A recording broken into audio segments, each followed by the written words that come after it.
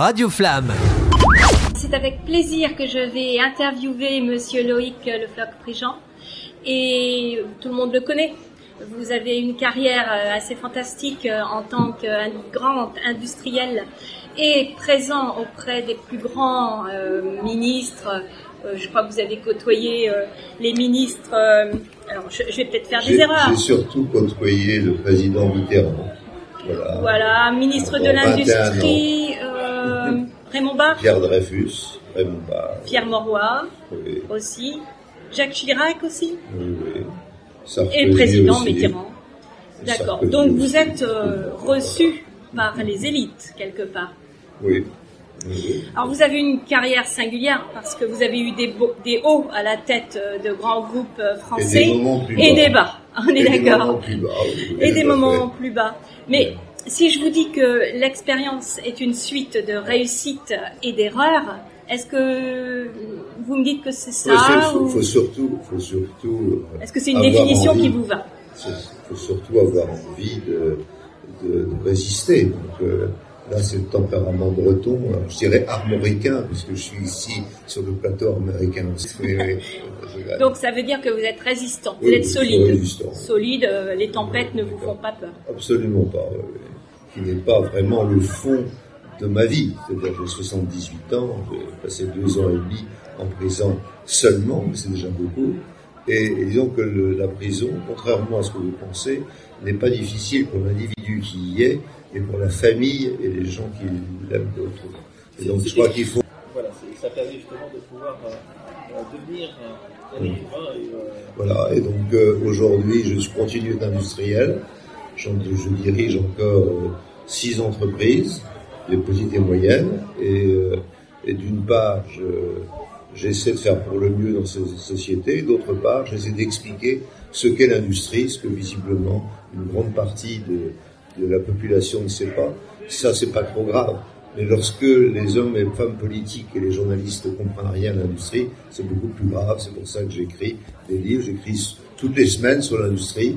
Et par ailleurs, j'écris un livre que je présente ici, qui s'appelle Pour une France industrielle, qui devrait être le livre de chevet de ceux qui ont envie de parler d'industrie. Malheureusement, c'est pas le cas. Je le regrette, mais j'espère quand même en vendre, pas pour moi, mais pour mon éditeur qui a envie que j'en vende. Mais dites-nous tout. Nous sommes dans une période de campagne électorale. Absolument.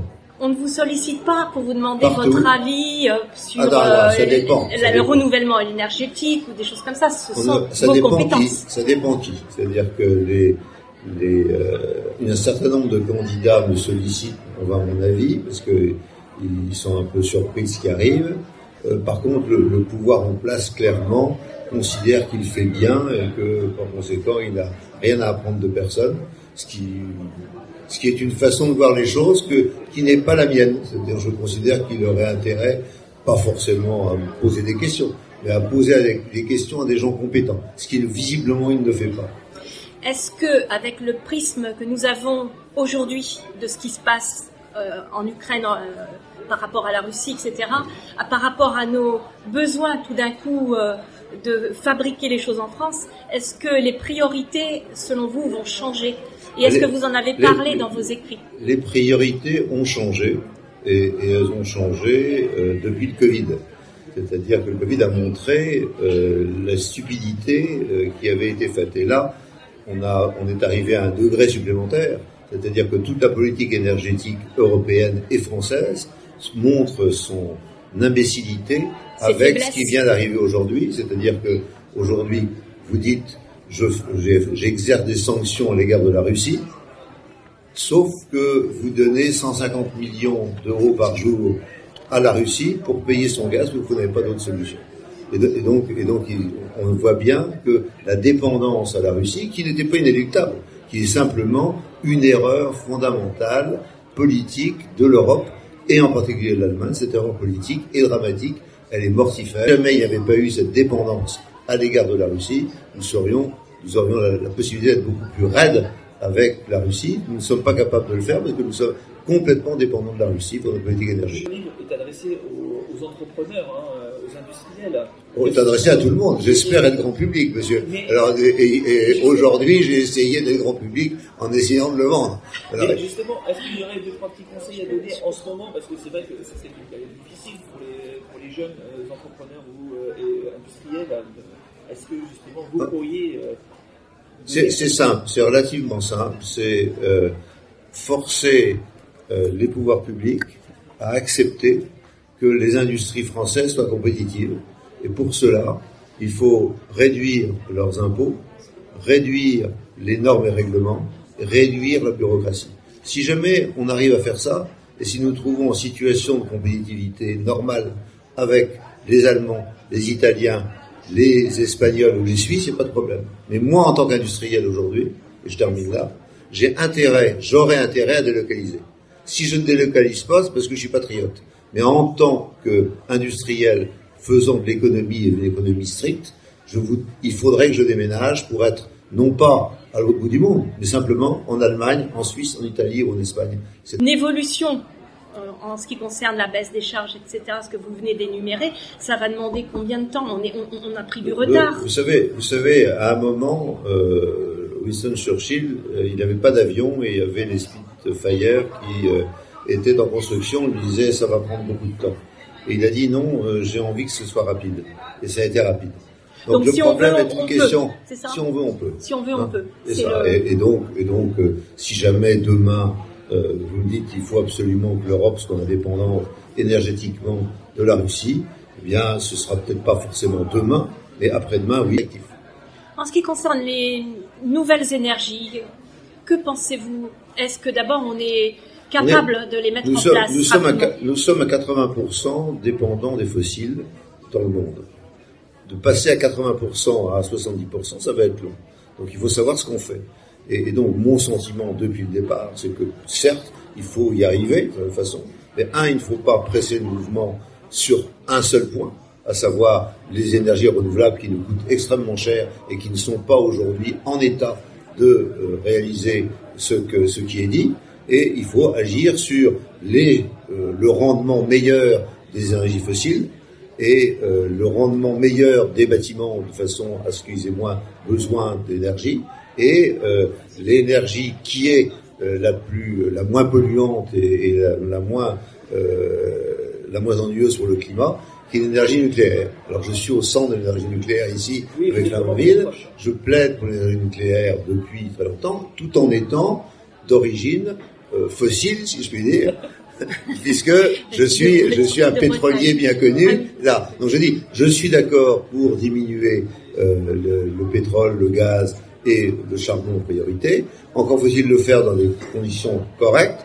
Encore faut-il bien voir que le moteur thermique va continuer à être un moteur du monde entier, parce que vous n'aurez pas d'énergie électrique dans le monde entier avant 150 ans, par conséquent, le moteur thermique. Donc tout ce qu'on est en train de vous raconter depuis un certain nombre d'années est complètement idiot.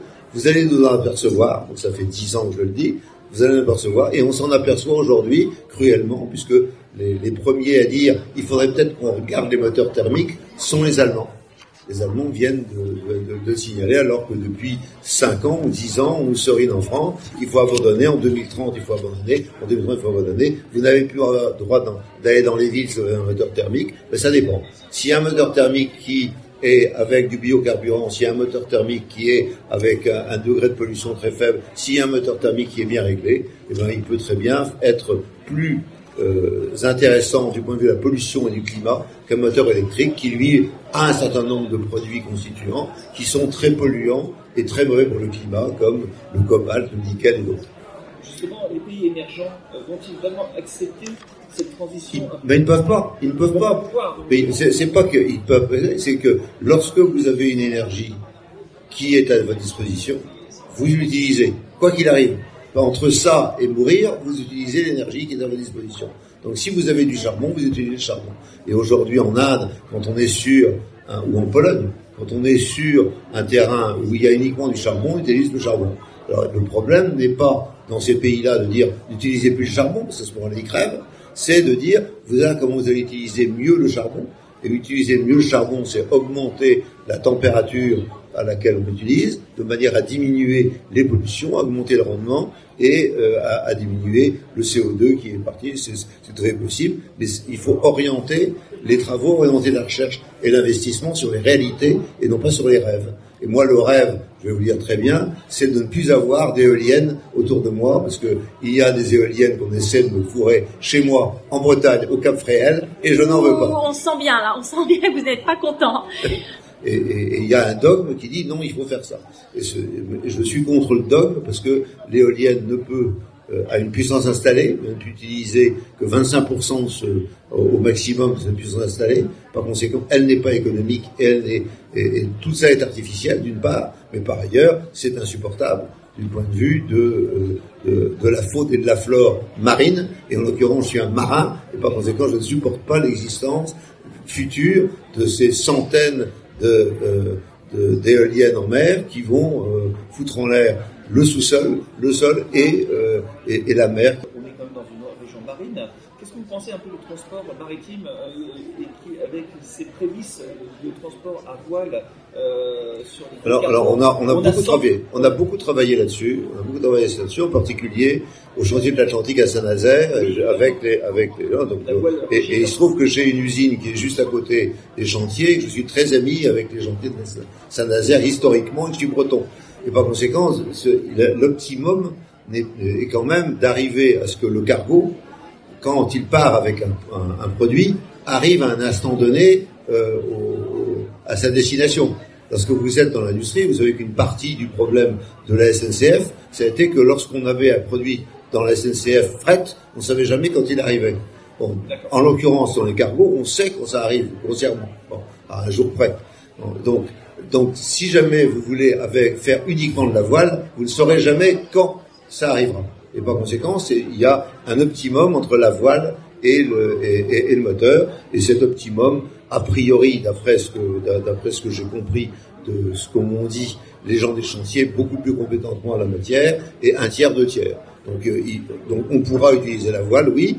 Alors la voile, ça va vous faire rire, mais la voile issue quand même c'est pas la voile avec du lin ou avec c'est une voile, c'est avec autre chose, et ça nécessite quand même légèrement de pétrole.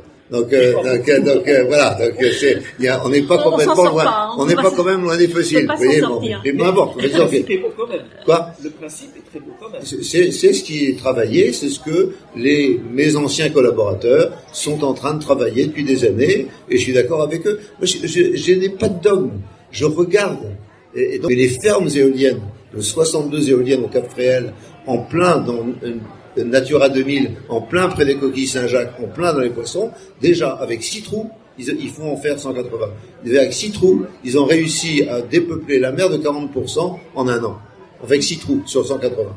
Donc c'est factuel. C'est à la criée d'Erquy, on sait qu'il y a 40% de poissons d'Erquy en moins cette année à cause des 6 trous. Eh bien, en tout cas, merci beaucoup Loïc Le Floch-Prigent. Et on peut retrouver tout ce que vous nous avez dit, et le bon sens, et le caractère du breton dans ce livre pour une France industrielle, collection Manifeste. Mais vraiment merci. C'était très agréable de vous entendre. Radio Flamme.